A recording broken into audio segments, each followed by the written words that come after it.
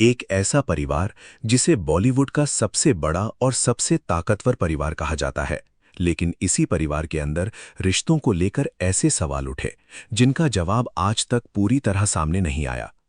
एक तरफ बॉलीवुड के शहंशाह, दूसरी तरफ उनकी जिंदगी से जुड़ा एक ऐसा रिश्ता जिसने कभी पूरे देश में तहलका मचा दिया था।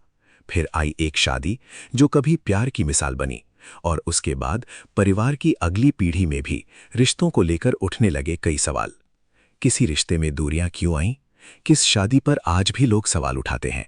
और क्या इस परिवार की चमकती तस्वीर के पीछे सब कुछ उतना ही सही था जितना दुनिया को दिखाई देता है? आज की कहानी सिर्फ एक सुपरस्टार की जिंदगी की कहानी नहीं है, बल्कि बॉलीवुड के उस परिवार की कहानी है जहां शोहरत के साथ रिश्तों, विवादों और टूटते बनते संबंधों की एक लंबी दास्तान भी जुड़ी हुई है। आखिर इस परिवार के अंदर ऐसा क्या हुआ जिसने कई रिश्तों को सवालों के घेरे में ला खड़ा किया?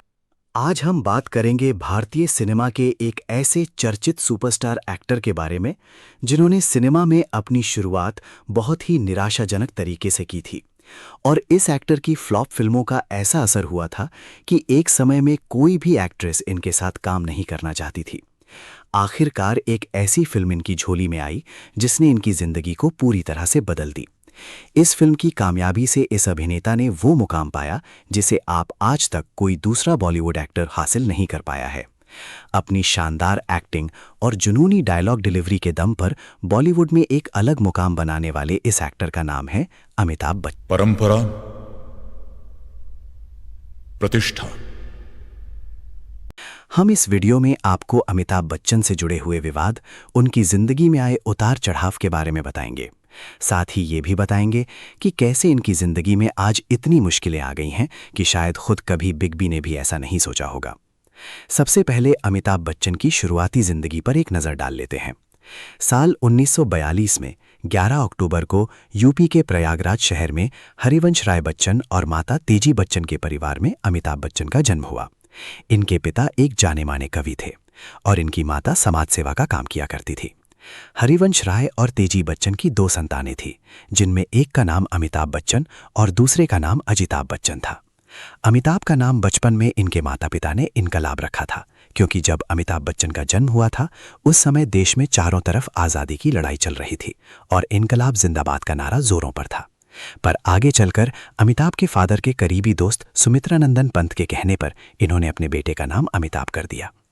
अमिताभ बच्चन ने अपने स्कूल की पढ़ाई प्रयागराज के सेंट मैरी स्कूल से पूरी की और आगे की पढ़ाई करने के लिए वो नैनीताल के शेरवुड कॉलेज चले गए, जहां से पढ़ाई के साथ ही साथ इन्होंने नाटक में भी काम किया। नैनीताल से पढ़ाई कंप्लीट करने के बाद अमिताभ ने दिल्ली के किरोड़ीमल कॉलेज में एडमिशन लिया और यहां से ग्रेजुएशन की पढ़ाई पूरी करने के बाद इन्होंने दिल्ली में ही कई जगह नौकरी पाने की कोशिश की, पर उन्हें सफलता नहीं मिली। इसके बाद अपने एक दोस्त के कहने पर अमिताभ ने ऑल इंडिया रेडियो में वॉइस नरेशन की जॉब करने की कोशिश की, पर यहाँ पर इनकी आवाज़ को मोटा और भद्दा बताकर इन्हें बाहर का रास्ता दिखा दिया गया। इस तरह अमिताभ बच्चन को लगातार हर तरफ से निराशा ही हाथ लग रही थी। ऐसे में वो अपने कुछ दोस्तों के साथ कोलकाता चले गए, जहाँ पर इन्होंने अपने जीवन के 5 साल बिताए। इस टाइम में अमिताभ बच्चन ने कई प्राइवेट कंपनियों में बहुत ही कम तनख्वाह पर काम किया। अमिताभ बच्चन अपने काम से खुश नहीं थे, लिहाजा इनकी मां ने इनको फिल्मों में अपनी किस्मत को आजमाने के लिए सलाह दी। अमिताभ कई नाटकों में काम कर चुके थे, तो मां के कहने पर अमिताभ बच्चन कोलकाता से पहुंच गए मुंबई अपनी किस्मत आजमाने। मुंबई पहुंच गए अमिताभ बच्चन का संघर्ष शुरू हुआ और यहां काम की तलाश करने लगे और अमिताभ को एक फिल्म मिले, भुवन शोम, जिसमें अमिताभ बच्चन ने वॉइस नरेशन का काम किया था। जिस आवाज के लिए अमिताभ बच्चन को ऑल इंडिया रेडियो से नकार दिया गया था, उसी आवाज के बदौलत अमिताभ को ये फिल्म मिले, भुवन शोम। इसके बाद 1954 में अमिताभ को ख्वाजा अहमद अब्बास की फिल्म सात हिंदुस्तानी में काम करने का मौका मिला। शायद अमिताभ की किस्मत अभी बुलंद नहीं थी, लिहाजा ये फिल्म कोई खास कमाल नहीं कर पाई और अमिताभ को फिर से निराशा ही हाथ लगी। लगातार कोशिश करने के बावजूद सफलता ना मिलने पर अमिताभ की हिम्मत नहीं टूटी और अमिताभ ने No 1 में परवाना फिल्म में काम किया, लेकिन दुर्भाग्यवश ये फिल्म भी अमिताभ को कोई स्टारडम नहीं दे सकी और अमिताभ फिर से निराश हो गए। अपने डूबते हुए करियर से निराश अमिताभ को उसी साल में साथ मिला सुपरस्टार राजेश खन्ना का। अमिताभ बच्चन को राजेश खन्ना के साथ आनंद फिल्म में काम करने का मौका मिला और फिल्म में अमिताभ ने अपना 100% भी दिया। पहली बार इस फिल्म से अमिताभ बच्चन को लोगों ने नोटिस किया और उन्हें लोकप्रियता भी मिली और सफलता के चलते अमिताभ को पहली बार बेस्ट सपोर्टिंग एक्टर के लिए फिल्म फेयर अवार्ड भी मिला। दोस्तों, यहां हम आपको बता दें कि अमिताभ सन 1973 तक लगभग 13 फ्लॉप फिल्में दे चुके थे, जिसकी वजह से बॉलीवुड फिल्म इंडस्ट्री की कोई भी अभिनेत्री अमिताभ बच्चन के साथ काम नहीं करना चाहती थी, क्योंकि सभी हीरोइनों को लगता था कि अमिताभ के साथ काम करने का मतलब है अपने हाथ से ही अपने करियर को डुबाना। लिहाजा अमिताभ बच्चन के साथ काम करने के लिए उस दौर की सभी अभिनेत्री ने मना कर दिया। अमिताभ को डूबते करियर को बचाने के लिए एक तगड़ी हिट फिल्म की दरकार थी। ऐसे में साल 1773 में प्रकाश मेहरा की फिल्म जंजीर में अमिताभ को काम करने का मौका मिला। पर अमिताभ बच्चन के इस फिल्म में होने की वजह से किसी को इस फिल्म से ज्यादा उम्मीद नहीं थी। लेकिन जब ये फिल्म बनकर सिनेमा हॉल तक पहुंची तो इस फिल्म ने कामयाबी के नए आयाम बना दिए।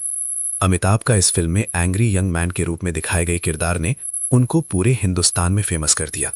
जंजीर फिल्म ने अमिताभ को सुपरस्टार बना दिया और यही वो फिल्म है जिसकी वजह से अमिताभ को वो सफलता मिली जिसके बाद अमिताभ बच्चन ने आज तक कभी पीछे मुड़कर नहीं देखा। जंजीर फिल्म से मिली हुई सक्सेस के बाद देखते ही देखते अमिताभ बच्चन भारतीय हिंदी सिनेमा पर छा गए और कठिन संघर्ष के साथ ये हिंदी सिनेमा के सबसे बड़े सुपरस्टार एक्टर बन गए। और अपनी इसी कामयाबी में अमिताभ बच्चन ने हिंदी सिनेमा को दीवार, शोले, अमर अकबर एंथनी, परवरिश, त्रिशूल, डॉन, मुकद्दर का सिकंदर, मिस्टर नटवरलाल, काला पत्थर, सुहाग, लावारिस, सिलसिला, कालियां, सत्ते पर सत्ता, शक्ति, अंधा कानून, कुल्ली, मर्द, शहंशाह, अग्निपथ, खुदा गवाह, मोहब्बतें, कभी खुशी कभी गम, कांटे, बागबान, ब्लैक, सरकार, भूतनाथ, पा और कल्कि जैसी सुपरहिट फिल्में देकर हमेशा लोगों के दिलों में राज किया। तो दोस्तों, अभी तक आपने अमिताभ बच्चन के फिल्मी सफर के बारे में जाना, जिसे हमने बहुत ही कम शब्दों में बयां किया।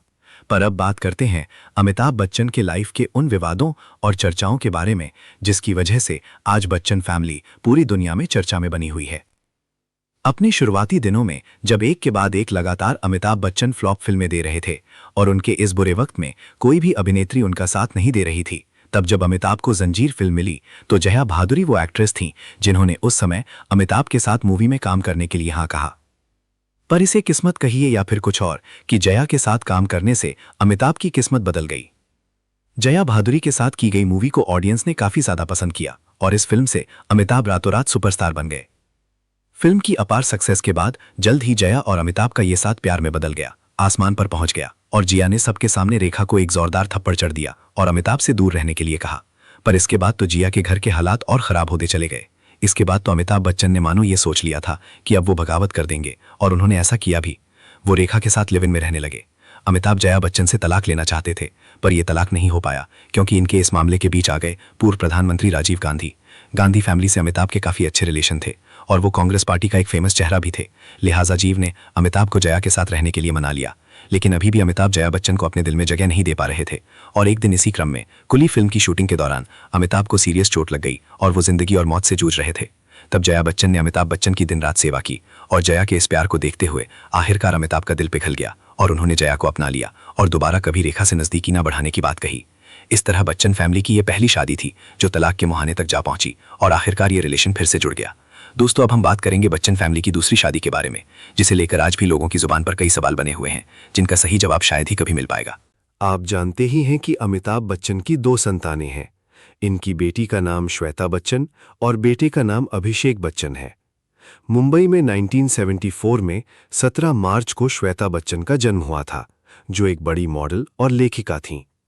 अमिताभ ने अपनी बेटी श्वेता की शादी 1997 में 16 फरवरी के दिन हिंदी फिल्म इंडस्ट्री के मशहूर प्रोड्यूसर और एक्टर राज कपूर की बेटी ऋतु नंदा के बेटे निखिल नंदा से की थी, जो कि दिल्ली में एक बड़ा बिजनेस ऑपरेट करते हैं।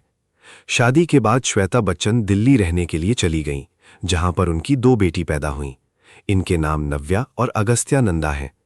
पर कुछ साल गुजर जाने के बाद श्वेता बच्चन ने दोबारा से मुंबई में शिफ्ट होने का फैसला लिया और ऐसा किया भी।